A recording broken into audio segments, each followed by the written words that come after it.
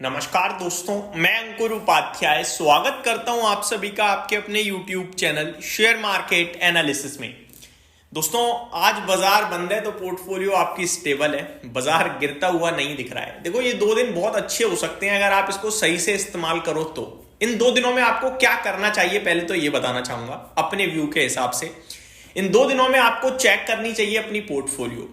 हर share लाल निशान में है तो ये मत सोचना कि ये बेच दो वो बेच दो, ये खराब है वो खराब है, जो जितना गिर गया है वो उतना खराब है। इस तरीके से कभी भी जज मत करना अपने स्टॉक्स को, जांचना मत। आपको एक्चुअली में करना चाहिए कि प्रॉब्लम है कहां पे, आपकी पोर्टफोलियो में या मार्केट में। तो आपको आंसर मिल जाएगा कि भाई प्रॉब्लम तो मार्केट में है। फिर आपको यह चेक करना चाहिए कि अगर मार्केट की प्रॉब्लम ठीक होती है और मार्केट रिबाउंड करता है या वापस से चीजें सुधरती हैं, तेजी आती है, तो क्या आपके स्टॉक्स भी ऊपर आ जाएंगे? अगर इसका जवाब यस है तो फिर टेंशन मत लीजिएगा, क्योंकि मार्केट तो एक ना एक दिन ऊपर आ ही जाएगा। अब एक ना एक दिन का ये नहीं है कि वो 10-15 साल बाद आएगा, नहीं। वो आपके लिए ये एक बहुत ही बुल रन टाइप चल रहा है अपने मार्केट्स में, जहां पे आप 4 साल की नॉन स्टॉप कंटिन्यूअसली तेजी के बाद 6-8 महीने रुक रहे हो, कोई बड़ी बात नहीं है। और रुक भी आप तब रहे हो जब आपके ये मान लो कि सब कुछ हाइस पे ही चला गया था। तो आप देखो तो आपका इकोनॉमी बहुत स्ट्रांग कर ही रही थी, वो रुक गई अचानक से। आपके फंड फ्लोज बहुत स्ट्रांग थे, अभी वहां भी थोड़ी प्रॉब्लम आ गई है। और एफआईआई वो भाई साहब मानने को तैयार नहीं है, लोएस्ट लेवल पे उनकी पोजीशन आ चुकी है 16% पे। 2015 के बाद ये सबसे कम पोजीशन है उनकी। 2015 में एफआईआई भारत की मार्केट में 20% होल्ड करते थे, आज की डेट में केवल 16% रह गई है दोस्तों। यहां पे ना ये मत सोचो कि एफआईआई बेच कर कम कर रहे हैं। एफआईआई एक्चुअली में उठा नहीं रहे हैं माल, आप इसको ऐसे भी देख सकते हो। मैं एक एग्जांपल देना चाहूंगा। हमारी जीडीपी कंटिन्यू बढ़ी है, अगर हम मार्केट कैप की बात करें तो अराउंड $4.5-5 ट्रिलियन पे पहुंचा, ठीक है जी। लेकिन आप अगर इसको ऐसे देखो कि उस मान के चलो 100 रुपए में मेरे पास 20% है तो 20 रुपए है।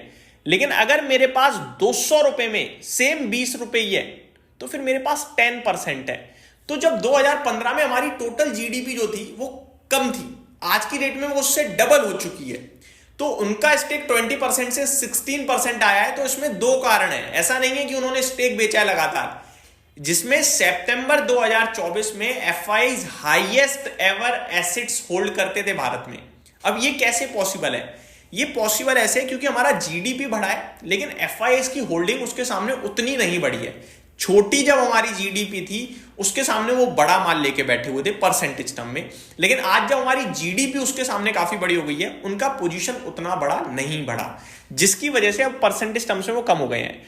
लेकिन वैल्यू के हिसाब से देखोगे तो still they hold around 67 lakh crore assets. तो अभी भी 67 लाख करोड़ की होल्डिंग एफआईआई के पास है। तो ये हमें बिल्कुल नहीं सोचना चाहिए कि बहुत बेच दिया, नहीं, कुछ भी नहीं है भाई।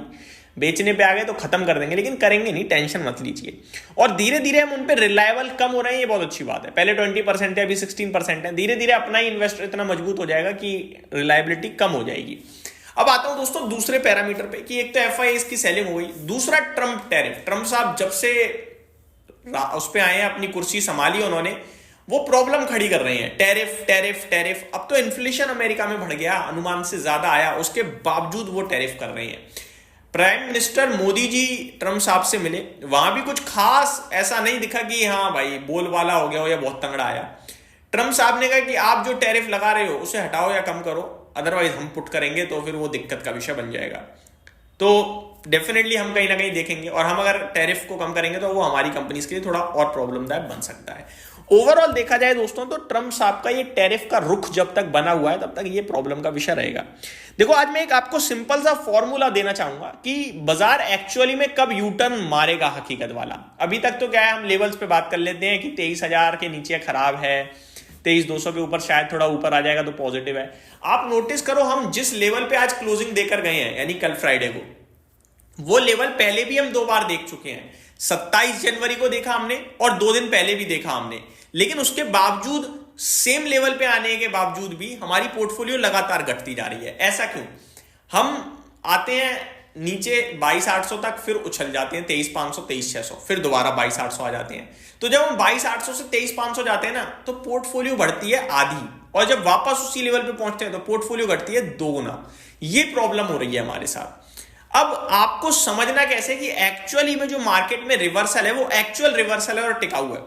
दोस्तों एक लॉजिक है जो आज तक तो काम करता आया है, आगे भी उम्मीद करता हूं करेगा, और इस पे ना बात भी करी है किसी ने, अब मेरे को उनका नाम याद नहीं आना, जिन्होंने ये कोट दिया है कि आपका जो मार्केट है ना, ये मार्केट जब हर पॉजिटिव न्यूज पे रिएक्ट करना बंद कर दे तो समझ लो कि पॉजिटिव मार्केट एंड होने की कगार पे है। अगर हम पीछे जाते हैं, देखो जब चीज बीत जाए तो उसको पढ़ना बहुत आसान हो जाता है। फॉर एग्जांपल कभी कभार क्या होता है, चार्ट जब खत्म हो जाए ना ऑफ मार्केट में, यार यहां ब्रेकआउट आया था, वो पढ़ना इजी है क्योंकि वो हो चुका है। सेम अभी तेजी खत्म हो गई तो पढ़ना आसान है। आप देखो जब हमारा बाजार नीचे आ रहा था तो निफ्टी रेगुलर बेसिस पे हाई लगा रहा था, रेगुलर बेसिस पे, लेकिन पोर्टफोलियो नहीं बढ़ती थी, वो घटी रही थी। तब मैं आपसे कहता था कि बिल्कुल गलती से पैसा मत डालिएगा, ये मत सोचना कि बाजार गिर रहा है या बाजार बढ़ रहा है। बाजार इंडेक्स पे बढ़ रहा है, स्टॉक्स टूट रहे हैं। दूसरी बात अगर आप देखो तो अमेरिका में इलेक्शंस का नंबर आया था, उस पर कुछ खास पॉजिटिव रिएक्शन नहीं दिया बाजार ने। अमेरिका ने दिया लेकिन हमने नहीं दिया। जीडीपी के नंबर सारे थे ठीक ठीक, उस समय भी कोई पॉजिटिव रिएक्शन नहीं आ रहा था। ये HAL, BEL या RVNL जैसे स्टॉक्स ऑर्डर विनिंग्स की दम पर भी ऊपर नहीं जा रहे थे। ये दर्शा रहा था कि कहीं ना कहीं तेजी समाप्त हो रही है। अब करंट सिचुएशन क्या है? करंट सिचुएशन ये है कि आप बजट अच्छा पेश करते हो, आप इनकम टैक्स में बड़ी राहत देते हो, आप नया टैक्स बिल लेके आ रहे हो, हालांकि वो पॉजिटिव नहीं है लेकिन 64 साल बाद कुछ अलग हो रहा है, तो फिर वो मैंने आपके साथ डिस्कस किया।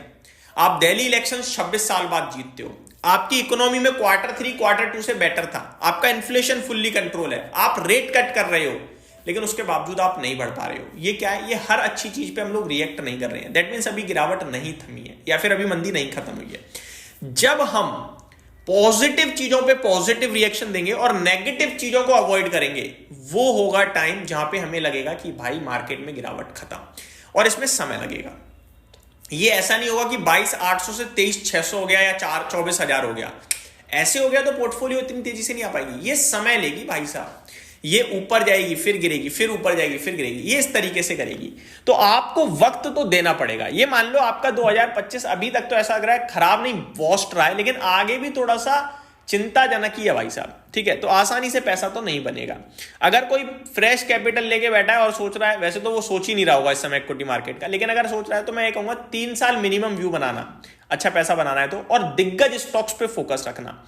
और दूसरी बात, आप अगर 5-6% के गेन्स के साथ सेटिस्फेक्शन रखते हो कि यार डाउन साइड नहीं देखनी है, बेशक 6% ही बन जाए, तो फिर आप कहीं ना कहीं फोकस कर सकते हो ETF पे, फोकस कर सकते हो आप किसी गोल्ड पे भी कर सकते हो, बट गोल्ड भी ऑलरेडी बहुत भागा हुआ है तो मैं मानी कहूंगा। FD पे फोकस कर सकते हो आप, वो बेस्ट रहेगा, कोई इशू नहीं है वहां पे। स्मॉल फाइनेंस बैंक जो होती हैं उनमें आप FD करो, वो भी 6-8% दे देती हैं। तो इस तरीके से आप इस समय कैपिटल अलोकेट कीजिए, अदरवाइज थोड़ा वेट करेंगे तो ज्यादा बेटर है। अब आ जाते हैं दोस्तों मार्केट्स पे। निफ्टी आपके लिए 23,000 के नीचे बंद हुआ है, जो कि नेगेटिव है। गिफ्ट निफ्टी भी 23,000 के नीचे ही दिख रहा है, तो वो भी कुछ खास संकेत नहीं दे रहा है। लेकिन ये भी सच है कि ये जो बाजार गिर रहा है ये पैनिक है, ये पैनिक सेलिंग है, ये कोई टेक्निकली टैक्टिकली या फिर जेन्युइन गिरावट नहीं है, ये पैनिक है, ये अनचाही गिरावट है। अनचाही सौदा बिक रहा है कि मैं नहीं चाहता लेकिन फिर भी कट रहा है, क्योंकि मैंने मार्जिन लेकर सौदा खरीद रखा है, उसकी वजह से गिरावट है। अगर मैं ग्लोबल मार्केट्स की बात करूं तो कल डाउ आपके लिए 165 पॉइंट्स नीचे बंद हुआ है, नेस्डैक 80 पॉइंट ऊपर बंद हुआ है, S&P 500 बिल्कुल फ्लैट, रसल 2000 भी फ्लैट दिखाए। यूरोप के मार्केट्स देखें तो कैक हरे निशान में था, डेक्स आधा % नीचे, और फिटसी में भी 0.37% की गिरावट ही दिखी है। निफ्टी में लेवल्स के हिसाब से तो हम नेगेटिव ही हैं, हालांकि कल 22,800 दोबारा हमने बचाया, ये अच्छी बात है। इंट्राडे ब्रेक करा लेकिन क्लोजिंग बेसिस पे काफी अच्छा ऊपर आ गए हम। 23,400 के ऊपर निकलने पे तेजी के लिए थोड़ा तैयार होंगे टेक्निकली, अदरवाइज फंडामेंटली या फिर जेन्युइनली तो मैंने आपको बताया कि न्यूज बेस देखिएगा, खराब चीजों पे रिएक्ट करना बाजार बंद करेगा तो फिर वो जेन्युइन तेजी होगी। यही समाप्त करता हूं इस वीडियो को। उम्मीद करता हूं डिटेल से डेटा आपको पसंद आया होगा। Thank you so much for watching this video. Have a great day guys.